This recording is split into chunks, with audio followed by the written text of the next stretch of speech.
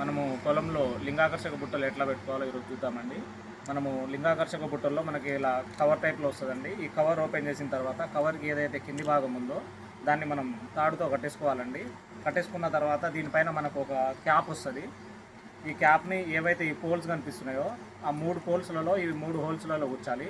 So గుచ్చే ముందు మనం ఏం చేసుకోవాలంటే దీనికి మెయిన్ ఎర అనేది పెట్టుకోవాలండి. ల్యూర్ అంటాం మనం ఇంగ్లీష్లో, తెలుగులో ఎర అంటాం.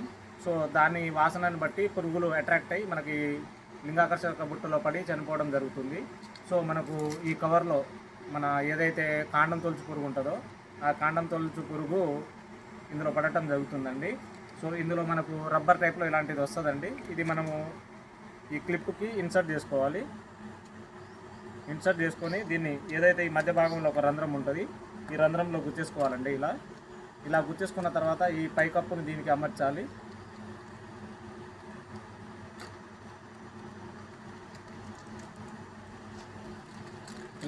ఇలా అమర్చుకున్న తర్వాత దీన్ని మనం పొలంలోకి వెళ్ళి ఒక కట్టె తీసుకొని కట్టెకి ఇలా కట్టుకోవాలండి.